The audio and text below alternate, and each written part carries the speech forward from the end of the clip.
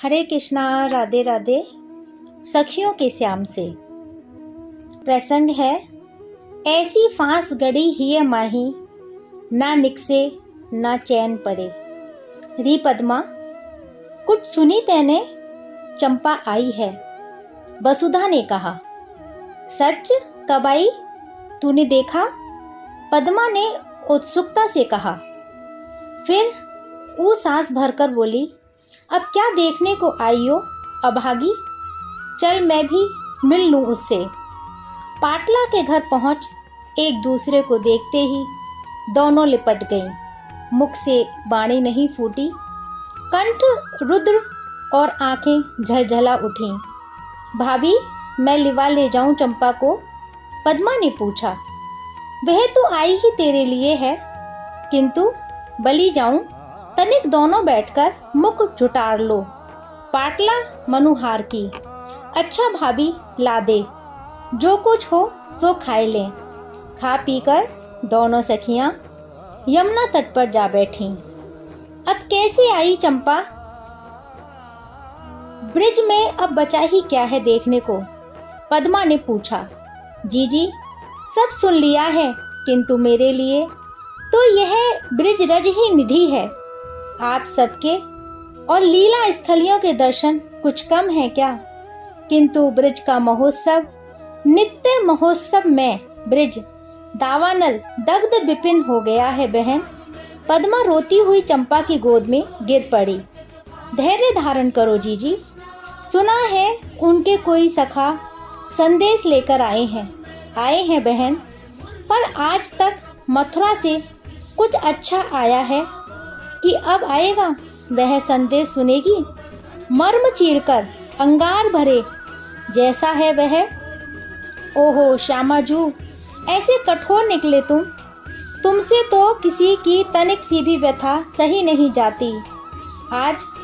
आज आंखों से ओट होते ही निर्दयता की पराकाष्ठा पर उतर आए।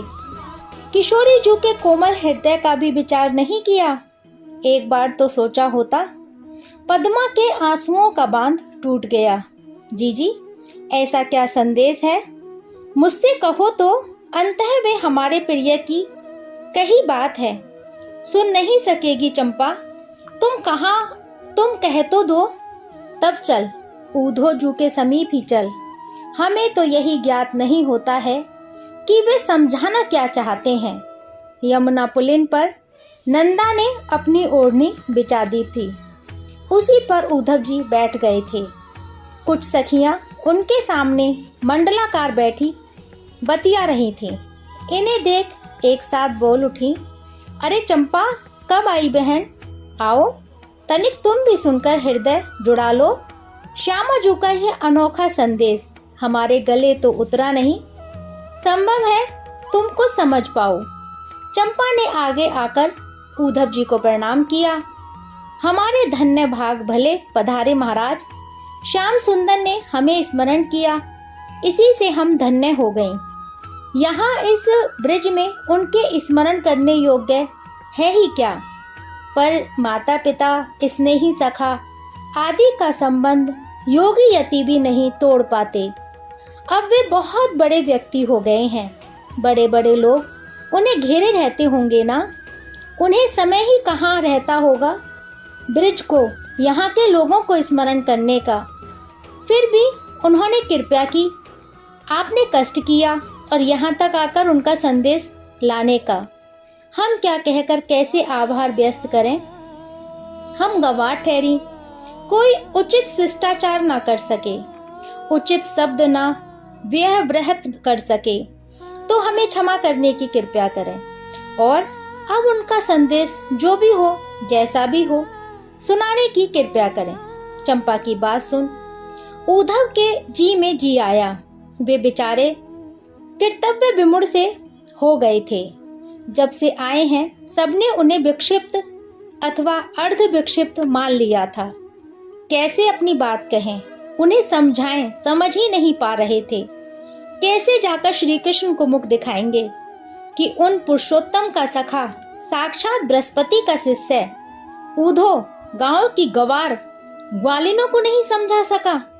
अब चंपा की कुछ युक्ति संगत बातें सुन उनका हृदय उत्साहित हुआ। देवियों, पुरुषोत्तम श्री कृष्ण ने जो संदेश दिया है वह सब शास्त्रों का सार है। उन्होंने कहलाया है, तुम सब जो मेरे विरह में व्याकुल हो, दुखी रहती हो, सो अज्ञान ही इसका कारण है। मैं तो अजन्मा नित्य चेतन हूँ, सर्वत्र सदा उपस्थित रहता हूँ, सबके अंतःकरण में साक्षी रूप से रहता हूँ। तुम एकाग्रचित से मेरा ध्यान कर इस रहस्य को पा जाओगी तो दुख सुख आदि द्वंद्व तुम्हारे समीप नहीं भटक पाएंगे। तुम सदा मुझे अपने समीप ही पाओगी। उद्धव के चुप होने पर सब चंपा की ओर देखने लगी। और कुछ? चंपा ने पूछा। मैं ही सर्वत्र समरस निराकार चेतन तत्व हूँ।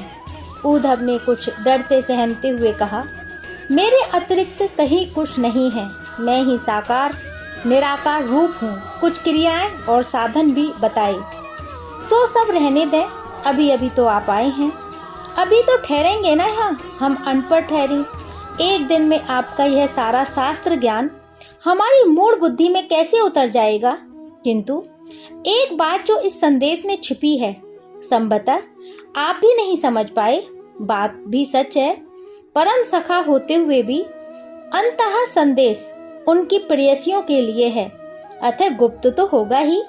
मेरी बहनों, श्याम सुंदर ने कहलाया है, सखियों, मैं तुमसे दूर रहकर भी मन से दूर नहीं हूँ। जैसे ईश्वर सर्वत्र सब समय उपस्थित रहता है, वैसे ही मेरा मन सदा सब समय तुम्हारा स्मरण करता रहता है। मैं एक क्षण को भी तुम्हें भूल नहीं पाता। जैसे योगी लोग ध्यान एकाग्र करके ईश्वर का अनुसंधान पा जाते हैं, वैसे ही यदि तुम मेरी अवस्था का अनुसंधान करोगी तो मेरे मन की अवस्था का अनुमान पालोगी। मैं तुमसे तनिक भी दूर नहीं हूँ। मैंने ब्रिज छोड़कर एक पद भी बाहर की भूमि में नहीं रखा है। संदेश में छिपा अर्थ यही है सखियों। चंपा की बात सुन उद्धव आश्चर्य में और सखियां आनंद से कुछ क्षण स्तंभ रह गईं और फिर वे सब एकाएक ही उच्च स्वर से रो उठीं। श्री किशोरी जी ने चरणों में पड़ी चंपा को उठाकर गले से लगा लिया। अब तू कहीं न जाना चंपा। सुनकर चंपा को लगा श्याम सुंदर ने उसके लिए संदेश नहीं पुरस्कार भेजा है। उसने कसकर श्री किशोरी जी के चरणों को वक्ष से दबा लिया और नेत्र जल से पखारने लगी। सखियां रुदन करते हुए प्रलाप करने लगीं। उनकी आंखों के सामने श्याम सुंदर की एक एक भंगिमा, एक एक चेष्टा साकार हो उठी। वे उन्हें साक्षात सम्मुख पाकर कहने लगी, मोहन, तुम परम स्वतंत्र हो, तुम पर किसी का बस नहीं चलता, क्योंकि तुम ब्रजराज के लाडले लाल हो। किंतु हम क्या करें, तुम्हारे अतिरिक्त हम कुछ भी नहीं जानती, हमें कुछ नहीं सुहाता। तुम्हारा यह रूप, यह विशाल वक्ष स्थल, गज सावक की सी चाल, मीठी हंसी और कमल पत्राक्ष तुम्हारे इन कोमल कजरारे नेत्रों की यह बाकी चितवन देखकर हम सब कुछ भूल गई हैं। हमें अपने घर, सगे संबंधी और तन का भी ध्यान नहीं रहता। हमारी दृष्टि जिधर भी उठती है तुम्हारी ही छवि दिखाई देती है। संपूर्ण भूमंडल में हमें तुम्हारे अतिरिक्त कोई दिखाई नहीं देता। तुम हमारे हो मनमोहन, तुम हमारे हो। हम तुम्हारी चरण किंकरियां, तुम्हारे लिए, तुम्हारे दर्शन स्पर्श को तरस रही हैं। इस प्रकार की ठिठोली मत करो प्राण धन। क्षण भर भी यदि हम तुम्हें नहीं देख पाती हैं तो हमारे प्राण ही निकलने लगते हैं। हम तुम्हारी हैं, हम तुम्हारी हैं।